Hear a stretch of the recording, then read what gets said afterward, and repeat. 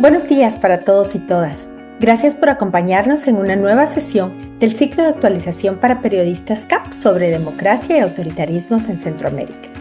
Esta mañana tenemos el gusto de tener como expositor del CAP al Dr. Joan Barata, experto en libertad de expresión y acceso a la información, para abordar el tema demandas contra la participación pública. Joan es profesor visitante en la Facultad de Derecho de la Escuela Católica de Oporto, Portugal. Ha sido investigador senior del proyecto The Future Free Speech de la Universidad de Vanderbilt y del programa de regulación de plataformas del Cyber Policy Center de Stanford.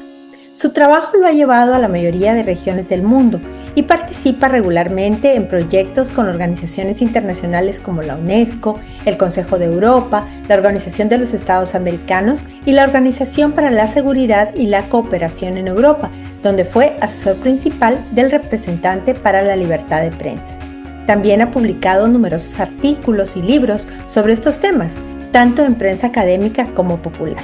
Joan, es un gusto compartir contigo en este espacio. Muchas gracias por tu tiempo y disponibilidad y te dejo en el uso de la palabra. Pues muchísimas gracias por la invitación, por la amable invitación, y es un placer estar esta mañana, mi tarde, con todos ustedes, ¿no? Este es un tema, el tema de las SLAPs o de las demandas abusivas, que particularmente con Marielos tuvimos ya la oportunidad de discutir un poco, sobre todo con relación a su impacto en la región, en una actividad previa de UNESCO que hicimos hace unos meses, si no me equivoco, tampoco, bueno, fue ya el año pasado, digamos, pero simplemente porque estamos a principios de 2026 ya, pero tuvimos la oportunidad junto con UNESCO de hacer una serie de discusiones sobre este fenómeno en diversas regiones del mundo. Hicimos África, hicimos Europa y Asia Central, y hicimos también América Latina, y ahí contamos con Marielos y con otros expertos y expertas de la región, ¿no? Y tuvimos además la oportunidad de hablar de un caso, de uno de los casos paradigmáticos en la región, que tiene que ver con Guatemala, que es el caso de José Rubén Zamora, ¿no? Que quizás seguramente es uno de los casos de SLAP, digamos, más claros y más ilustrativos que podemos encontrar, ¿no? Este no es, por tanto, no es un debate nuevo, es un debate que además tiene que ver con otro tipo de cuestiones relacionadas con libertad de expresión, sobre las que hablamos a menudo, porque al final tiene que ver con la descriminalización de la difamación, con el uso de instrumentos legales excesivos, en todo caso en temas de difamación, tiene que ver con la adopción de leyes excesivas en materia de libertad de expresión, con la adopción de normas que pueden afectar al negocio de los periodistas y los medios de comunicación como actividades económicas, y sobre todo tiene que ver también con la redacción de leyes que tienen un grado amplio de ambigüedad y que por lo tanto dejan en las manos de jueces, de fiscales, un amplio margen de interpretación y por tanto un amplio margen para el ejercicio de acciones contra aquellos que ejercen la libertad de expresión. Es en este contexto en el que tenemos que entender el tema que voy a presentar hoy. También tenemos que entenderlo en otro contexto, en un contexto paralelo que tampoco podemos olvidar, que es el contexto de la región de las Américas, en el cual tenemos, aparte de los estándares universales en materia de libertad de expresión, el Pacto Internacional de Derechos Civiles y Políticos, artículo 19, que evidentemente se aplica en la región, pero también tenemos en ese sentido que tener muy en cuenta el hecho de que en la región tenemos, como saben muy bien ustedes, la Convención Americana, el Pacto de San José, la Convención Americana de Derechos Humanos, que en ese sentido es un instrumento muy poderoso para la libertad, para la protección de la libertad de expresión, ¿no? Es decir, que es un instrumento muy sólido. Tiene el artículo 13 de la Convención Americana, ustedes saben que es uno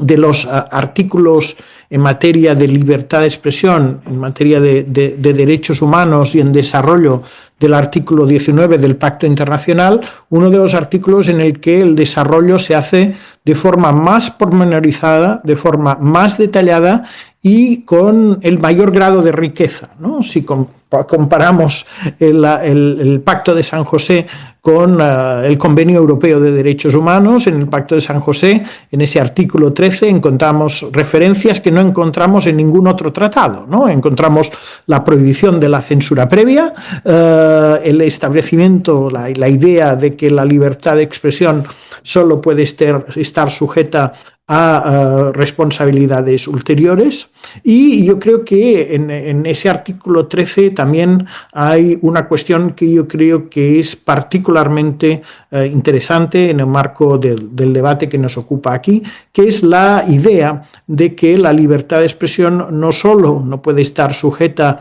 a restricciones ilegítimas de modo directo, pero también de modo indirecto, ¿no? Es decir, que cualquier acción o omisión del Estado en otros terrenos que pueda tener de algún modo un efecto directo o indirecto en el ejercicio de la libertad de expresión en las Américas también sería contrario al convenio, a la Convención Americana de Derechos Humanos, ¿no? Por tanto, es verdad, ¿no?, que en la región evidentemente hay preocupaciones, hay cuestiones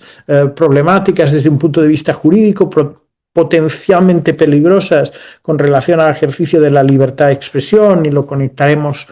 con el tema de hoy, pero por otra parte también hay que decir que, y eso es importante decirlo, que la región cuenta también con importantes normas, estándares y mecanismos que pueden ser usados y que debemos conocer a fondo para poder usar ante determinadas formas de restricción ilegítima, ¿no? Ahí también tenemos que tener en cuenta pues, la Comisión Interamericana, la posibilidad de la Comisión Interamericana de intervenir en determinados casos, y de hecho ha intervenido en algunos casos, la existencia de una relatoría especial en materia de libertad de expresión que también actúa en la región y que puede también actuar específicamente en estos casos, y evidentemente también yo creo que es muy importante en este primer recordatorio o reflexión inicial hacer referencia a la jurisprudencia de la Corte Interamericana de Derechos Humanos, ¿no?, que tiene también en ese sentido, por ejemplo, en materia de difamación, una jurisprudencia muy interesante que precisamente puede ser de especial utilidad. La doctrina que esa jurisprudencia establece puede ser de especial utilidad para poder contestar, resistir frente a determinado tipo de acciones como las que van a ser objeto de nuestra exposición hoy. Hablaríamos un poco de la definición y de las posibilidades de actuación frente a las demandas SLAPP desde la perspectiva de los derechos humanos. Bien, SLAPP, ¿no?, que no suena demasiado bien, suena con muchas consonantes para los hispanohablantes, y además es un acrónimo que viene del inglés, viene de Strategic Litigation Against Public Participation, que básicamente se referiría a un tipo de litigio llamado litigio estratégico contra la participación pública. Por tanto, los elementos definitorios de los SLAPPs, en primer lugar, sería la existencia de una demanda legal, ¿no? Es decir, el hecho de que quien ejerce un SLAPP lo que está ejerciendo en realidad es una acción frente a un determinado tribunal en contra de una determinada persona que es el objeto de esa acción, ¿no? Esa acción puede ser de muy diverso tipo, puede ser una acción civil, ¿no?, puede ser una acción de carácter criminal en el ámbito del derecho penal, puede ser una acción conectada con un procedimiento administrativo, puede ser una acción que se lleva a cabo frente a un tribunal nacional del mismo país, o también puede ser una acción, en muchos casos, que se lleva a cabo a nivel transnacional, ¿no? Es decir, que se lleva el proceso ante el tribunal de otro país por entender que por una serie de motivos de los que hablaremos hoy, acudir ante los jueces de otro país puede ser especialmente útil, ¿no? Bien, ¿quién ejerce esa acción, ¿no? Generalmente son acciones que son iniciadas por un actor que ostenta un cierto grado de poder, ¿no? Y aquí podemos hablar de organismos estatales, podemos hablar de la Fiscalía, por ejemplo, digamos, sistemas de acusación, policía, dependiendo de cómo funcione el sistema judicial y el sistema procesal de cada uno de los países. Puede tratarse también de un individuo privado o de un individuo que actúa en su capacidad privada, es decir, estamos hablando, por ejemplo, de una persona que puede ser un ministro, ¿no? Y que como individuo, ¿no? Como persona individual, ejerce una acción contra un periodista, por ejemplo, o puede tratarse de empresas de grandes recursos, particularmente empresas que pueden tener en un determinado país una especial presencia, un especial poder, y en muchos casos empresas, por ejemplo, que gestionan recursos estratégicos, ¿no? Empresas que tienen explotaciones minerales, empresas de construcción de obra pública, etcétera, etcétera, ¿no? Por tanto, en general, cuando hablamos de SLAPP, de este tipo de litigio estratégico, quien ejerce la acción procesal, quien demanda, generalmente ostenta una posición de un cierto desequilibrio de poder respecto de quién es el objeto, ¿no? De quién es el objetivo de esa acción judicial. Porque generalmente quienes son el objeto de esa acción judicial son actores con un mayor grado de vulnerabilidad, y aquí estaríamos hablando sobre todo de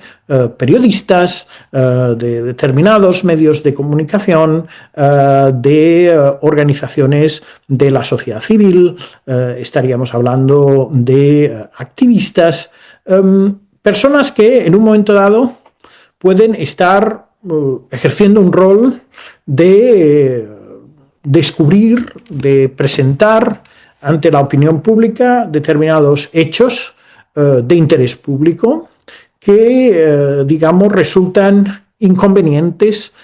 para quienes están ejerciendo la acción, ¿no? Y quienes ejercen la acción tienen la voluntad de utilizar esa acción, ese litigio, para silenciar a quienes están difundiendo determinado tipo de mensajes, quienes están ejerciendo determinado tipo de actividades, ¿no? Por lo tanto, digamos, tenemos dos sujetos, ¿no? Un sujeto en una posición de poder, público o privado, un sujeto que puede tener un cierto grado de influencia social, un cierto grado incluso de notoriedad social, pero que se sitúa en una situación controvertida en la medida en que esta persona está hablando, está presentando ante la opinión pública, está opinando sobre temas de interés público que tienen una especial relevancia, ¿no? Volviendo al tema al ejemplo que les había mencionado antes en Guatemala, José Rubén Zamora, no es casualidad, digamos, que se escoja en un momento dado uno de los periodistas más importantes del país, ¿no? No se escoge a un periodista menor, no se escoge a un periodista desconocido, se escoge a un periodista particularmente conocido, con premios, reconocimientos a nivel internacional, pero aquí realmente la cuestión no es, digamos, que ese periodista tenga un especial poder, sino que ese periodista evidentemente continúa siendo vulnerable, y en la medida en que se ataca a una persona de esa notoriedad, se está enviando un mensaje a otras personas, a otros periodistas menos conocidos, incluso más vulnerables, advirtiéndoles de lo que les puede suceder si hacen lo mismo que el periodista que ha sido demandado, ¿no? Bien, ¿cuál es el objetivo de ese tipo de acción? El objetivo no es tanto ganar el caso, no es llegar al final de ese procedimiento judicial y obtener una victoria, obtener una compensación, obtener una condena. El objetivo es abrumar al acusado. El objetivo es,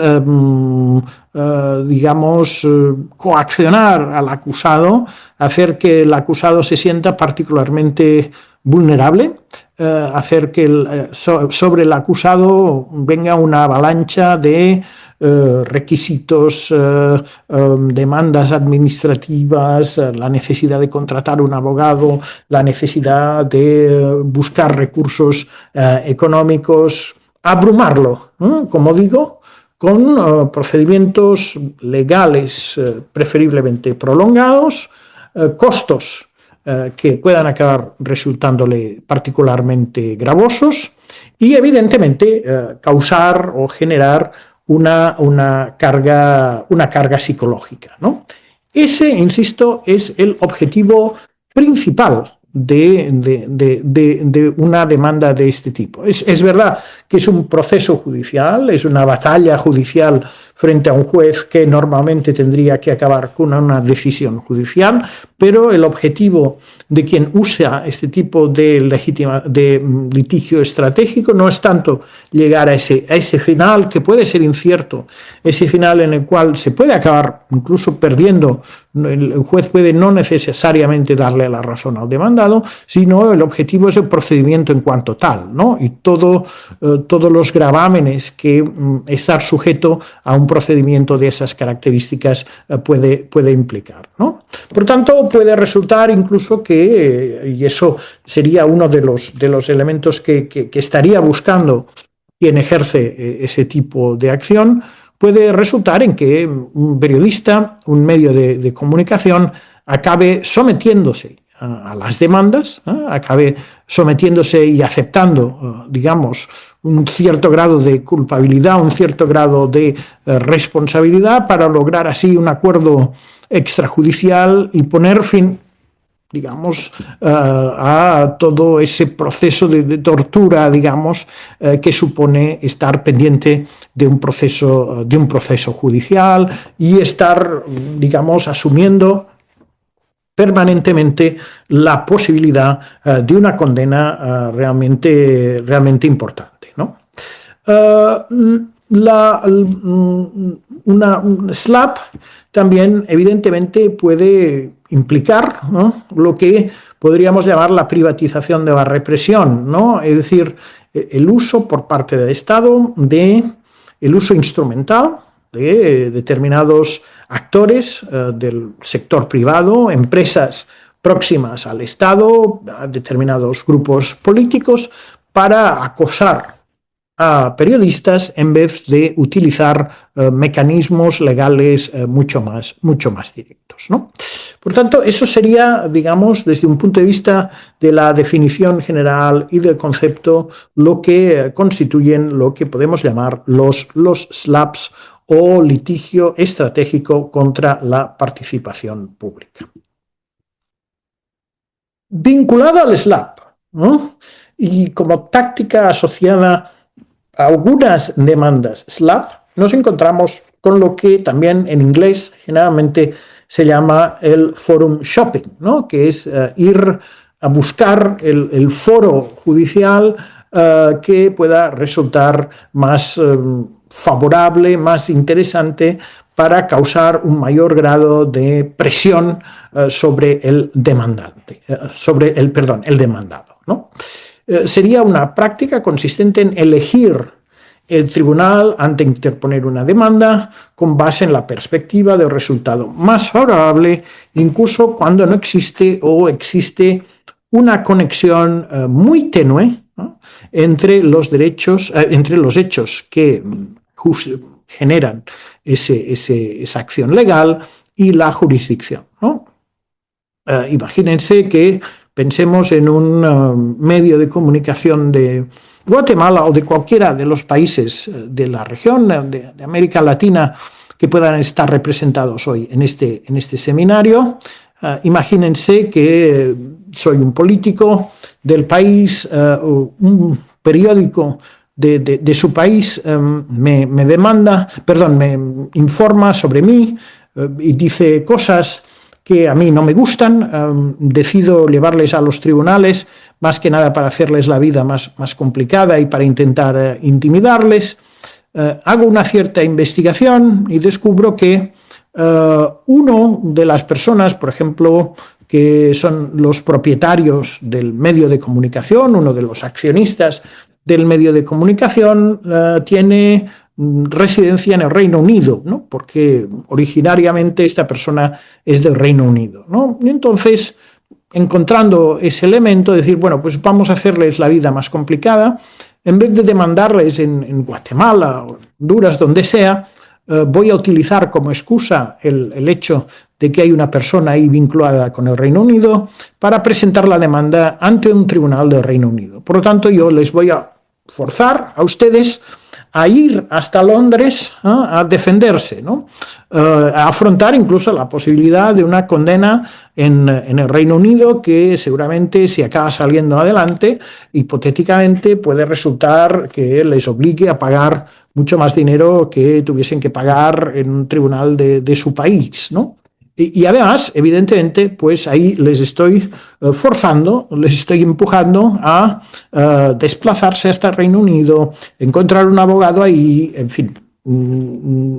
hacer toda una serie de gastos especialmente gravosos, ¿no? ¿Cuáles son las ventajas para el demandante? ¿Por qué se hace eso? Se lo acabo de decir, elección de normas más favorables, puede decir, bueno, en este país si puedo justificar la elección de ese país como tribunal competente, las normas que se me van a aplicar me gustan más, aumento de los costes legales para los demandados. Usted como demandado pues va a tener que pagar seguramente más porque va a tener que buscar un abogado en otro país y va a estar yendo y viniendo de los dos países, va a tener implicaciones financieras y logísticas muy claras.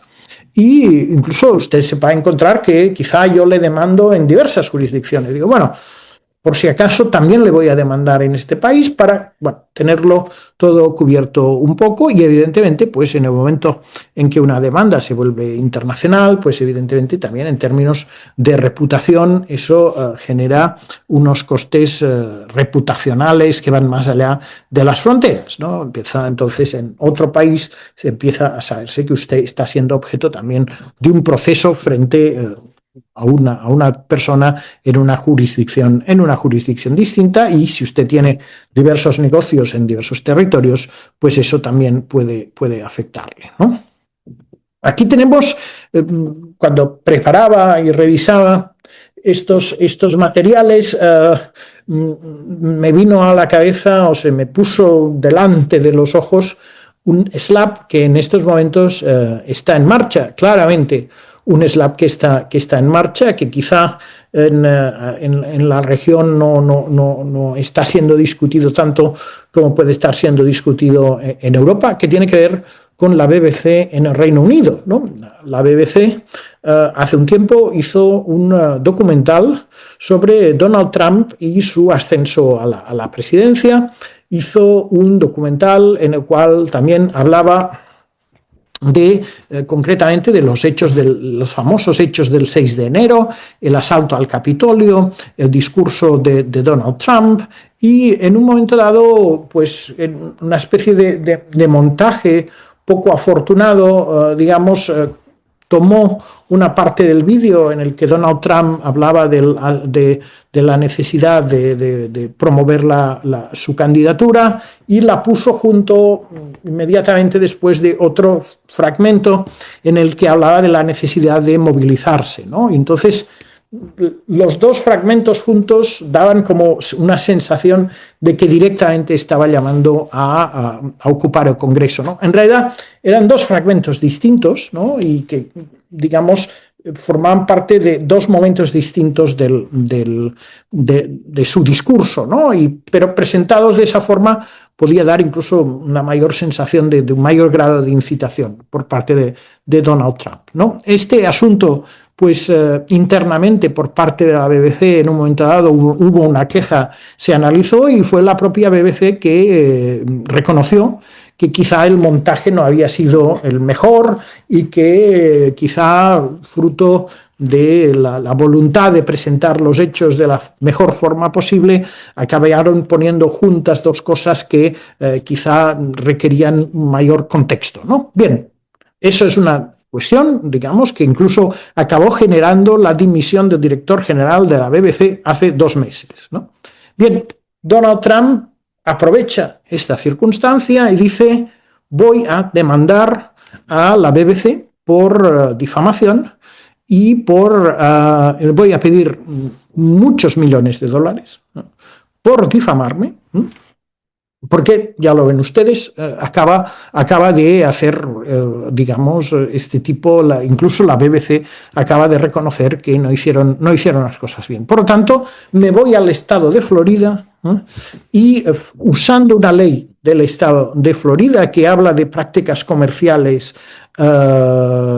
digamos, maliciosas, voy a utilizar esa ley del estado de Florida para demandar a la BBC frente al estado de Florida y en Estados Unidos, y voy a pedirle una gran cantidad, unos cuantos millones de dólares. Bueno, pues aquí tienen ustedes un slap, ¿no? Es decir, Donald Trump, digamos, en un momento dado no le gusta lo que hace la BBC,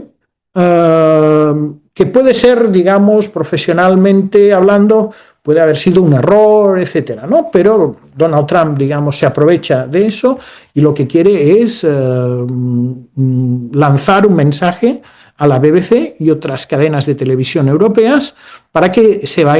anden con mucho cuidado a la hora de informar sobre él. ¿Y qué es lo que hace? En vez de utilizar los mecanismos, si se quiere, ¿no?, del derecho en el Reino Unido, o los mecanismos de queja frente a la BBC que pudieran existir, se va a un tribunal que no tiene nada que ver con el lugar de establecimiento de la BBC, se va a los Estados Unidos, al estado de Florida, utiliza una determinada ley del estado de Florida, interpretada de una determinada forma, para pedirle una ingente cantidad de dinero a la BBC, que en estos momentos evidentemente está dedicando recursos, abogados, a defenderse en Florida, ¿no?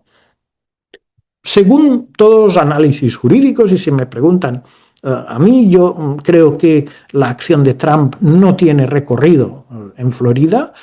por muchos motivos de falta de jurisdicción, motivos de una falta de acreditación del daño, motivos de una falta de acreditación de la mala intención, la malicia por parte de la BBC, por el hecho de que incluso es poco probable que nadie en el estado de Florida haya visto ese programa, porque la BBC no es fácilmente visible como cadena de televisión en el estado de Florida, pero la intención seguramente no es esa, ¿no? La intención, como digo, es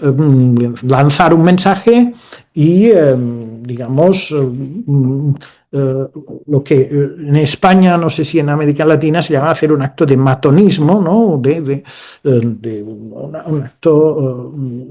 así de agresividad, ¿no?, mostrándole a la BBC y a otras televisiones europeas, lógicamente, que si alguien comete el más mínimo error, el más mínimo desliz, o la más mínima incorrección, falta de concreción a la hora de describir su conducta y sus palabras, se va a enfrentar con una demanda millonaria, además frente a un tribunal de Estados Unidos, no en el tribunal del país correspondiente, ¿no? Yo creo que aquí tienen un ejemplo muy reciente de el uso no solo del slap, sino del forum shopping, en este caso de Donald Trump contra la BBC en Florida, ¿no? Insisto, no sabemos evidentemente cómo va a acabar, pero todo parece indicar que como tal no tiene recorrido. Es muy difícil que un juez de Florida le acabe dando la razón, pero digamos su objetivo seguramente no era ese, sino simplemente generar ese acto de intimidación al que me vengo refiriendo, ¿no? Bien, ¿cuál es el impacto sobre la base de eso, no? Podemos, pues, analizar un poco cuál es el impacto general de las demandas de SLAPP, ¿no? Pues el impacto que puede tener en un medio de comunicación, en un periodista, en una persona de la sociedad civil, es la necesidad de invertir tiempo en reuniones con abogados, invertir tiempo en testificar, preparar apelaciones, etcétera. Tendrá, evidentemente, como costos financieros, pues evidentemente cubrir la defensa legal y, además, anticipar cualquier multa e indemnización. Hay que tener en cuenta que en muchos casos, si la demanda se dirige contra un medio de comunicación, el impacto puede ser tal que puede determinar la necesidad de clausurar ese medio de comunicación, ¿no? Es decir, desde un punto de vista económico, el medio de comunicación pierde, digamos, todos sus recursos económicos si acaba siendo condenado, ¿no? O tiene que afrontar esa posibilidad de que si son condenados van a tener que dedicar, digamos, vender todos sus activos para poder hacer frente a esa responsabilidad legal, ¿no? El hecho de que exista un SLAPP más o menos fundada, ya es de por sí, tiene un impacto en la carrera profesional y en la imagen de ese periodista y ese medio de comunicación. Evidentemente habrá personas que dirán que, bueno, si ha sido objeto de una demanda, quizá hay algo de cierto, y evidentemente a menudo las SLAPP vienen acompañadas de campañas, ¿no?, orquestadas también por parte de quienes han puesto en marcha esas demandas, campañas en redes sociales, en medios de comunicación contrarios o no afines, etcétera, para poder, digamos, denigrar incluso más la imagen de quienes son los demandados, precisamente porque existe un proceso judicial en curso, ¿no? Algo habrán hecho, ¿no?, si en estos momentos están siendo investigados por un fiscal, si en estos momentos están siendo objeto de un proceso judicial, ¿no? Eso tiene efectos psicológicos también innegables, ¿no? En muchos casos, cuando una persona evidentemente tiene que hacer frente a demandas, no solo una, dos, tres, diversas acusaciones, etcétera, y esa persona se supone que tiene que seguir haciendo su trabajo, tiene que seguir informando, esto evidentemente tendrá un efecto en esa persona, en su capacidad para trabajar y en su capacidad incluso para hacer frente a los miedos que continuar con su actividad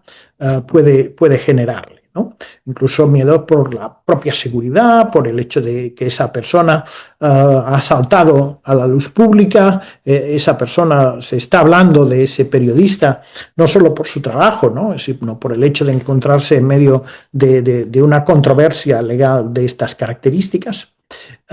Otra cuestión evidentemente clara que puede estar asociada a una demanda de esas características es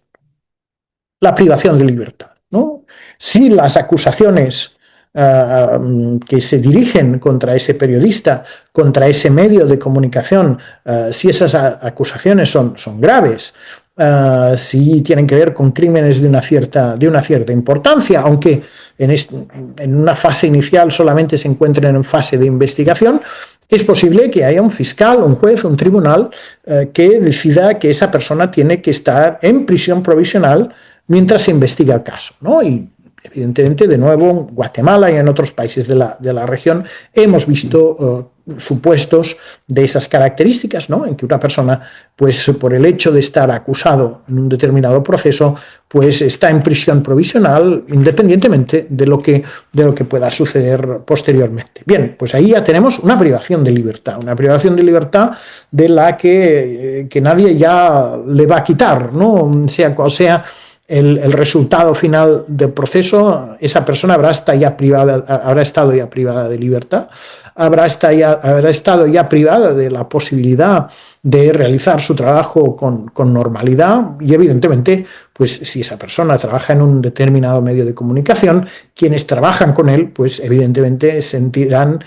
especialmente esa presión de que ellos también pueden acabar siendo privados de libertad, aunque sea de forma provisional y mientras la investigación se lleva a cabo, ¿no? Y evidentemente el resultado, digamos, de todos estos elementos juntos, pues puede acabar siendo la autocensura, ¿no? Es decir, el hecho de decir, bueno, ya me he metido en suficientes complicaciones, no puedo seguir haciendo lo que hago porque eso solamente puede empeorar mi situación y, por lo tanto, esa persona es posible que lógicamente y humanamente, digamos, se encuentre ante una situación en la que decida autocensurarse, decida evitar determinado tipo de temas por ser especialmente complejos, sensibles y porque además pudieran empeorar la situación procesal de esa persona y las posibilidades que pueda tener esa persona de sobrevivir, digamos, a un determinado proceso judicial, ¿no? Bueno, ¿y dónde se ejercen? Es decir, exactamente qué fundamentos legales se utilizan para llevar a cabo una SLAPP, ¿no? Bien, el ámbito tradicional, ¿no?, de las SLAPPs es el ámbito de la difamación, ¿no? Ese ha sido al menos el ámbito más habitual, ¿no? Cuando alguien dice algo que no nos gusta, a pesar de que podamos ver que tiene el derecho de decirlo porque es algo cierto, ¿no? Me acusan de corrupción y es verdad que yo cometí esos actos, ¿no? Entonces, pues evidentemente me puede gustar o no me puede gustar, pero esta persona tiene razón. Pero a pesar de que la tenga, mientras tanto, yo lo que voy a hacer es todo posible para que se arrepienta de haberlo hecho y quizá se retracte ante, digamos, el hecho de que yo le lance toda una batería legal, ¿no? Por tanto, las leyes antidifamación, evidentemente, si estamos hablando de un país en el cual la difamación todavía se encuentra en el Código Penal y particularmente se encuentra asociada a la posibilidad de una pena de privación de libertad, evidentemente, pues ahí el efecto puede ser especialmente intenso, ¿no? Es decir, la posibilidad, a pesar de que yo estoy convencido de que tengo razón, la posibilidad de que un juez pueda no verlo así y me acabe enviando a la cárcel, ¿no? Es por eso que, evidentemente, desde distintas instancias internacionales, la propia Corte Interamericana de Derechos Humanos han enfatizado la necesidad de descriminalizar la difamación. Pero en el ámbito civil eso también pudiera suceder, ¿no? Incluso en contextos donde la difamación ha sido descriminalizada, el uso del derecho civil en algunos casos también puede tener un efecto intimidatorio, porque en un momento dado, en derecho civil, se pueden pedir cantidades, reclamación de daños por difamación, cantidades ciertamente desbordadas, ¿no? Miles o cientos de miles de dólares, ¿no? Y ahí, evidentemente, pues la posibilidad no es una condena penal, pero la posibilidad puede ser afrontar, digamos, una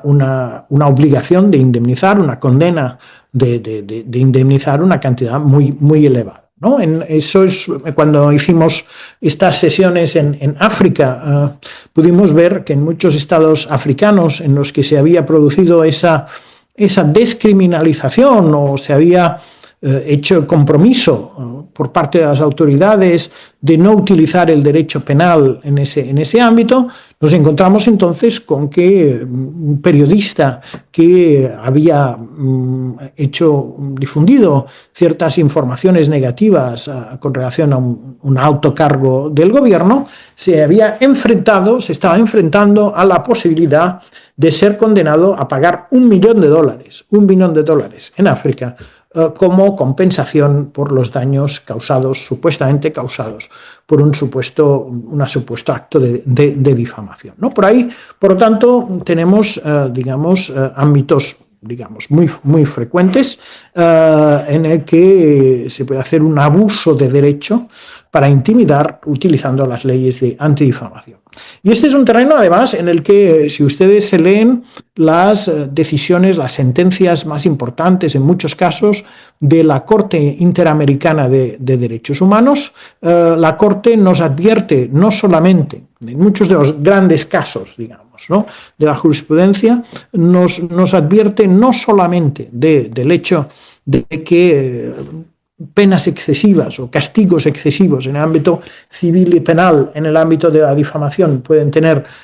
ese efecto negativo, esa restricción indirecta a la libertad de expresión, sino que la Corte, incluso en algunos casos, no ha utilizado exactamente quizá el término SLAPS, pero la Corte se ha referido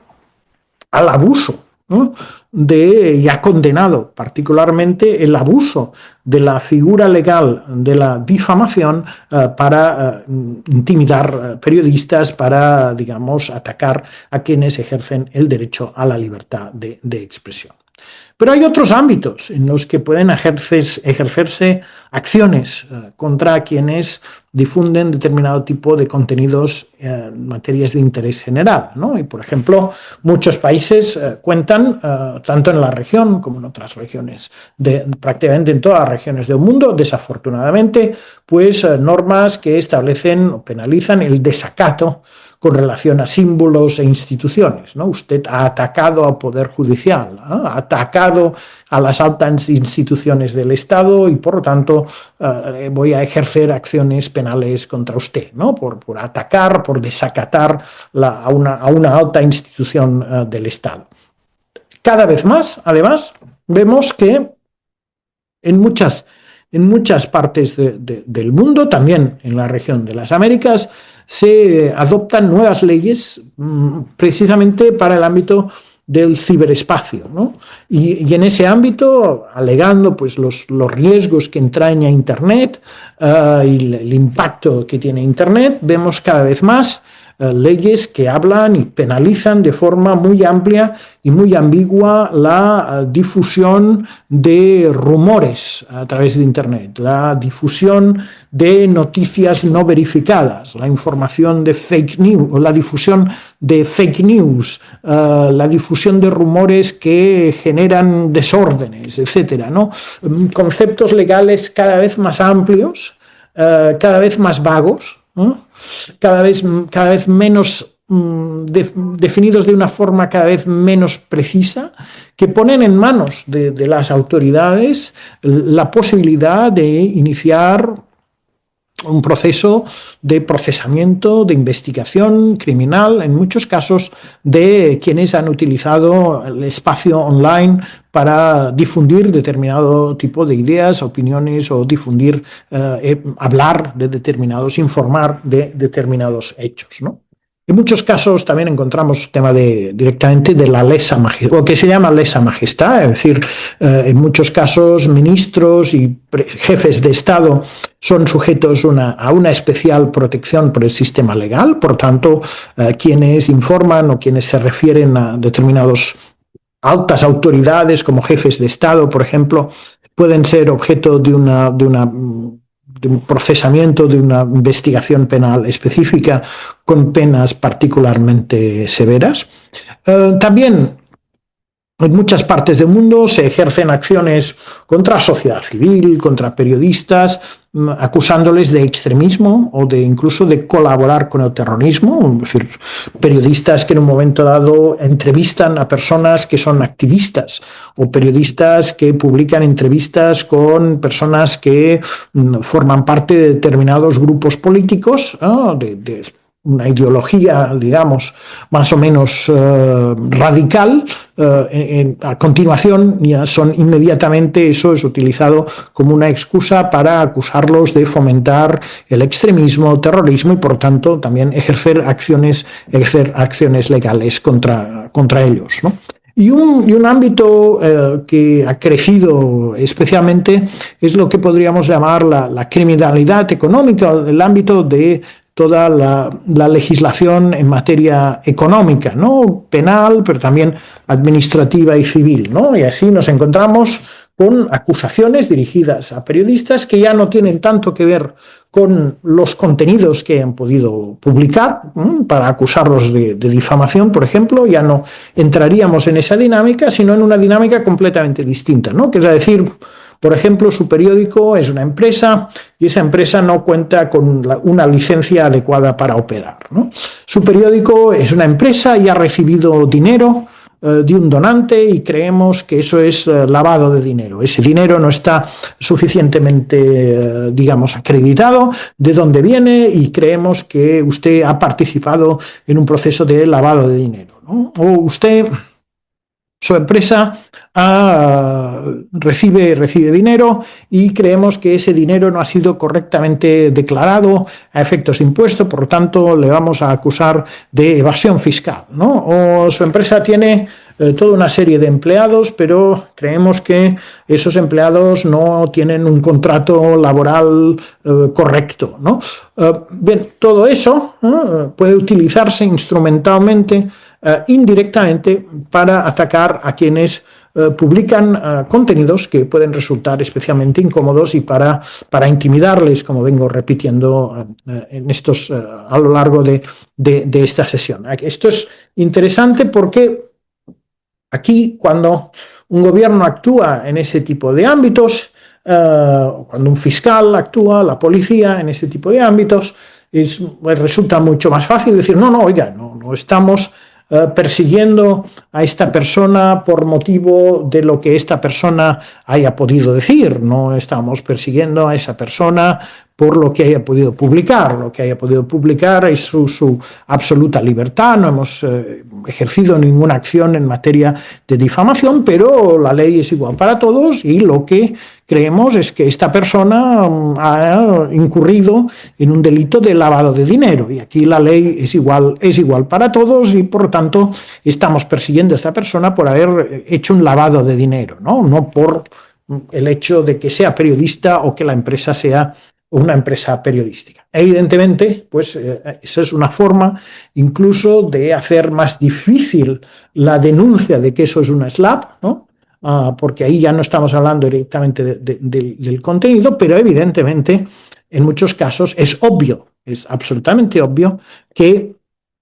si esa persona está siendo objeto de una investigación en ese ámbito concreto, es por el hecho de ser quien es, por el hecho de informar sobre temas de los que informa y no por el hecho de tener ese tipo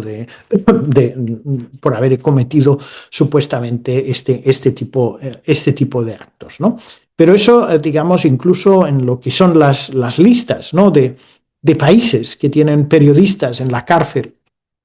muchos casos, pues es un instrumento que les sirve a los países para cuestionar, ¿no? Esas listas, decir, no, mire usted,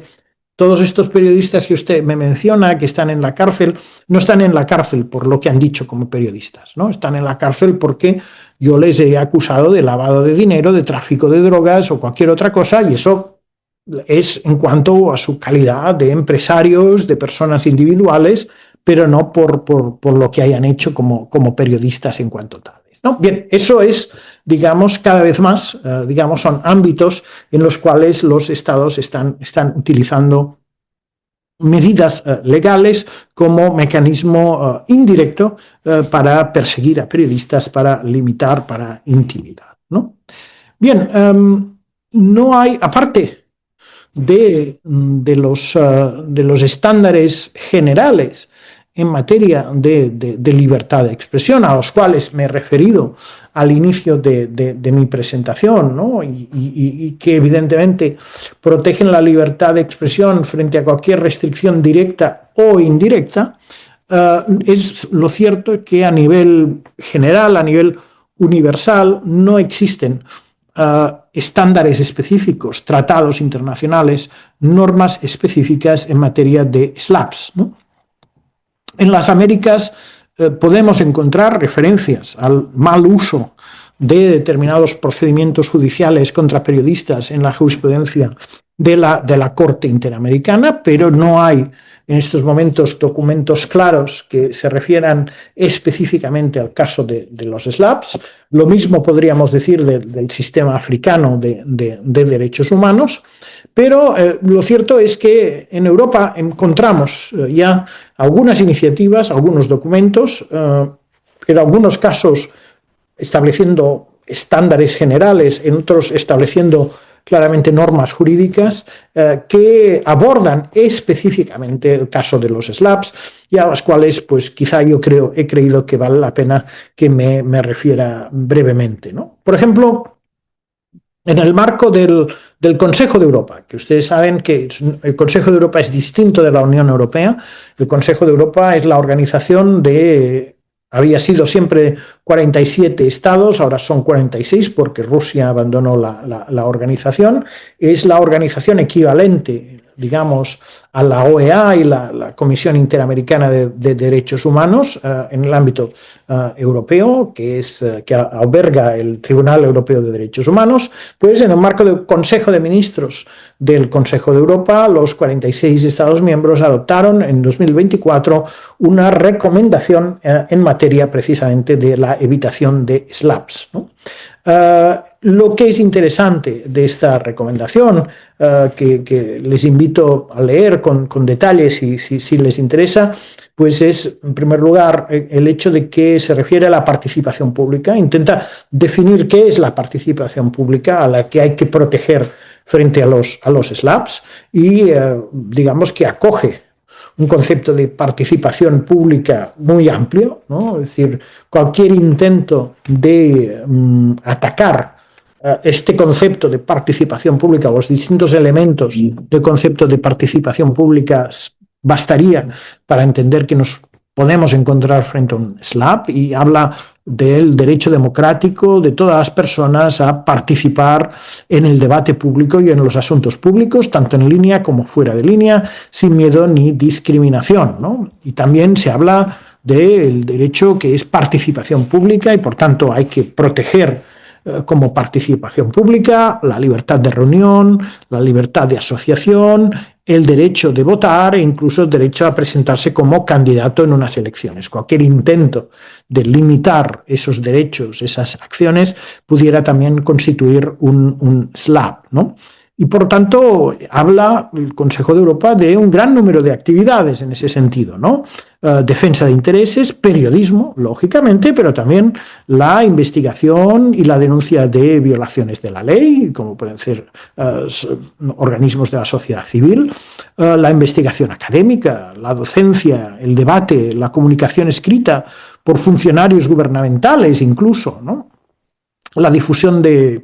peticiones, la participación en litigios para proteger derechos, proteger el medio ambiente, por ejemplo, la participación en propuestas pacíficas, boicots, la colaboración, el hecho de colaborar con organizaciones internacionales, la denuncia del abuso de poder, la denuncia de violaciones de derechos humanos, la denuncia de la corrupción. Son muchos ámbitos los cuales si se intenta ejercer acciones contra las personas que se implican en ese tipo de actividades, podemos considerar que es un SLAP que merece un tratamiento especial, ¿no? Y aquí también se define lo que es el interés público, ¿no? Referido a esa participación pública, que se refiere a todos los asuntos que afectan al público y en los cuales el público puede legítimamente interesarse, especialmente aquellos asuntos relacionados con cuestiones sociales importantes o que afectan al bienestar de los individuos o la vida de la comunidad o el medio ambiente. Por tanto, como ven, una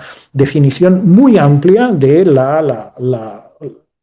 participación social en temas de interés público que tiene que ser protegida frente a determinado tipo de litigios intimidatorios, ¿no? Y el Consejo de Europa hace una cosa interesante en este documento, que es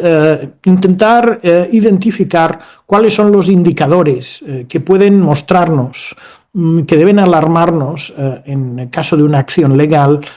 porque puede tratarse de un SLAP. ¿no? Y ahí, digamos, lo que nos dice el documento es no tienen que concurrir todos, absolutamente todos los elementos, pero si vemos unos cuantos de estos elementos, podemos tener motivos para sospechar que nos encontramos frente a una acción tipo SLAPP, ¿no? Por ejemplo, el demandante intenta explotar un desequilibrio de poder como su ventaja financiera o influencia política para presionar al demandado. Un segundo elemento, evidentemente, pues es el hecho de que los argumentos presentados por el demandante son parcial o totalmente infundados, jurídicamente serían argumentos débiles, que los remedios, lo que se pide, digamos, por el demandante es desproporcionado, es excesivo, no es razonable, ¿no? Una indemnización cuantiosísima, por ejemplo, que las reclamaciones suponen claramente un abuso de lo que la ley establece o de lo que los procedimientos o para lo que los procedimientos han sido originalmente establecidos. Otro elemento muy importante es el hecho de que el demandante, en vez de intentar tirar adelante el proceso de la forma más diligente posible, lo que hace es utilizar tácticas procesales para aumentar los costes, retrasar el procedimiento, buscar un foro distinto y más desfavorable, provocar una carga de trabajo especial para el demandado, presentar muchas apelaciones aunque no tengan posibilidades de éxito, etc. El hecho de que la acción legal se dirige deliberadamente contra individuos específicos, ¿no? Que pueden ser más vulnerables. El hecho de que la acción legal en muchos casos va acompañada de una ofensiva, ¿no? De relaciones públicas, de ataques en las redes para acusar, desacreditar a quienes son objeto de la acción legal. El hecho de que evidentemente pues parte de las acciones legales se recurra a la intimidación legal, al acoso, a las amenazas, al hecho de que se ejerza no solo una acción penal, sino que se ejerzan muchas acciones ante diversas jurisdicciones, y el hecho, por ejemplo, de que el demandante se niega sistemáticamente a buscar un mecanismo no judicial para resolver la reclamación y que, por tanto, intenta que el asunto llegue lo más lejos posible y que se complique al máximo posible. ¿Qué nos dice el Consejo de Europa? Que es necesario para poder atajar, digamos, este tipo de fenómenos. Bien, lo primero que nos dice es que es necesario contar con un marco legal específico que reconozca la posible existencia de este tipo de acciones malintencionadas y que reconozca, pues, el impacto y además, pues, se oriente a evitar, ¿no?, que ese impacto, pues, se acabe produciendo en la libertad de expresión, ¿no? Por lo tanto, el Consejo de Europa dice que es importante que los Estados adopten garantías procesales, ¿no?, importantes, ¿no?, que exista una celeridad procesal, que exista la posibilidad de un sobreseimiento anticipado, que si la acción se ve claramente malintencionada, el juez pueda de entrada, pues, sobreseerla sin necesidad de seguir un proceso muy, muy complicado, la posibilidad de suspender el procedimiento en cualquier momento, si se alega que es un SLAPP, la garantía de costas y daños, es decir, la posibilidad de que si alguien, digamos, entra en una dinámica de esas características, acabe siendo forzado por tener mala intención a pagar costas, gastos e incluso una sanción, ¿no? Recursos legales, reconocimiento de las víctimas de SLAPP, la limitación de los posibles daños y perjuicios, sanciones disuasorias, la posibilidad de reconducir el caso a resoluciones o recursos extrajudiciales,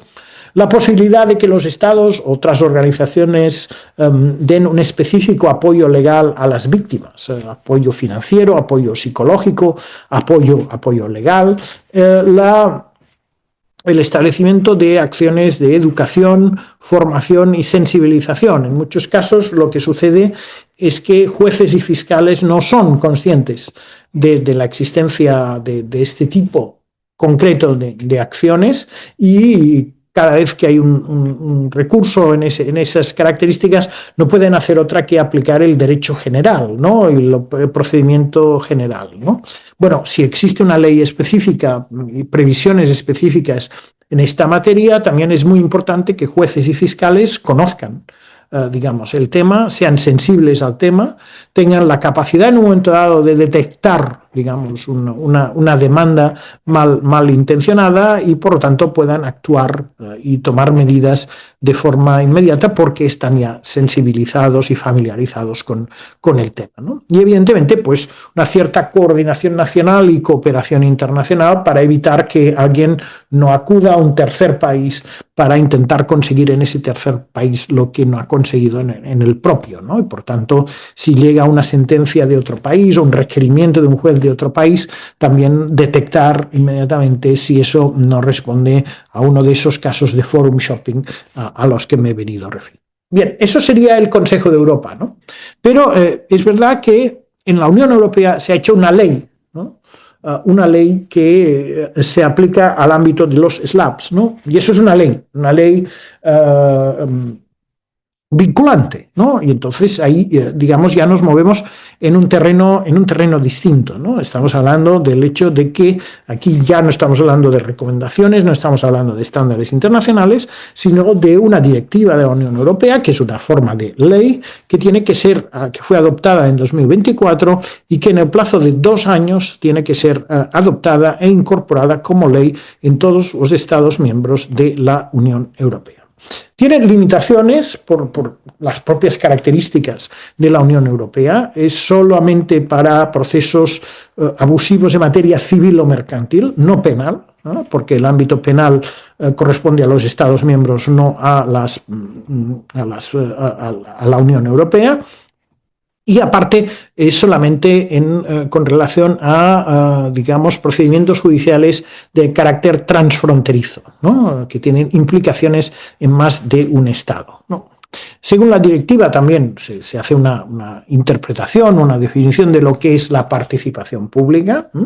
Y vemos que aquí hay un alineamiento con lo que también nos decía el Consejo de Europa. Cualquier declaración o actividad relacionada por una persona física o jurídica en el ejercicio de derecho a la libertad de expresión e información, la libertad de las artes y las ciencias, la libertad de reunión y asociación, así como cualquier acción preparatoria de apoyo o de asistencia directa que afecte a un asunto de interés público.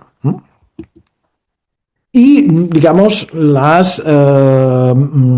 garantías más importantes que establece y que los Estados van a tener que adoptar es, en primer lugar, la tramitación acelerada de solicitudes de garantías procesales de protección frente a un SLAP,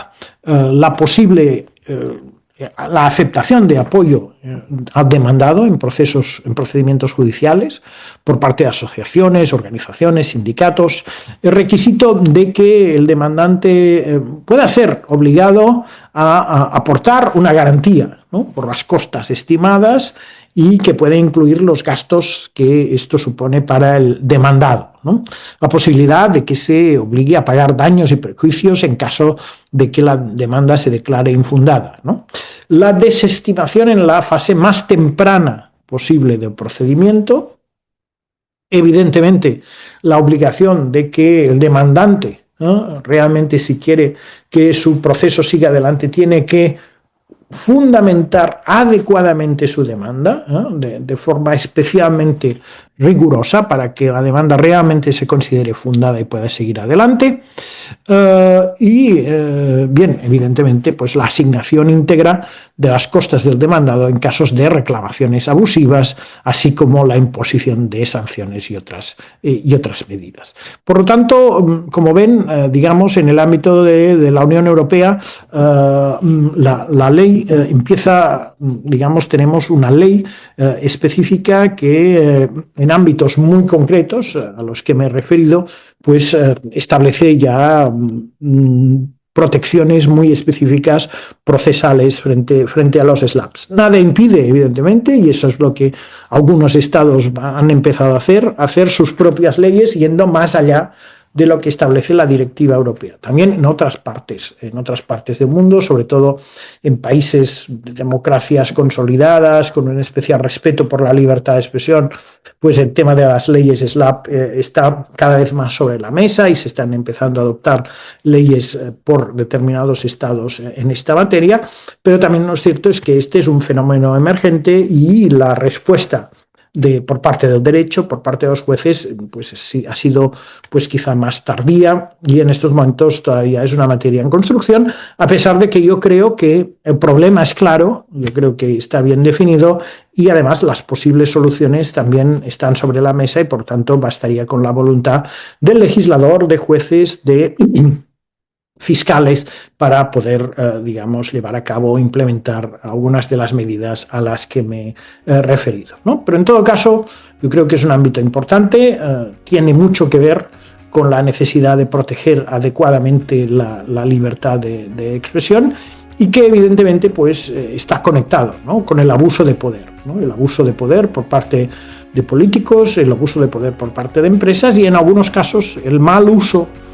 el abuso de instituciones como la Fiscalía, como instituciones que en principio tendrían que investigar de forma neutral y no lo hacen, e incluso en algunos casos, pues evidentemente, si el Poder Judicial no es independiente, pues también evidentemente va a ser un factor negativo en esa materia, ¿no? Bien, eso era, es un tema complejo, muy amplio, como pueden ver. Les he intentado hacer un resumen del estado de la cuestión en estos momentos en buena parte del mundo y de una forma que puede ser relevante también en la región de las Américas. Muchas gracias al Dr. Joan Barata por su participación en los ciclos de actualización para periodistas CAP sobre democracia y autoritarismos en Centroamérica.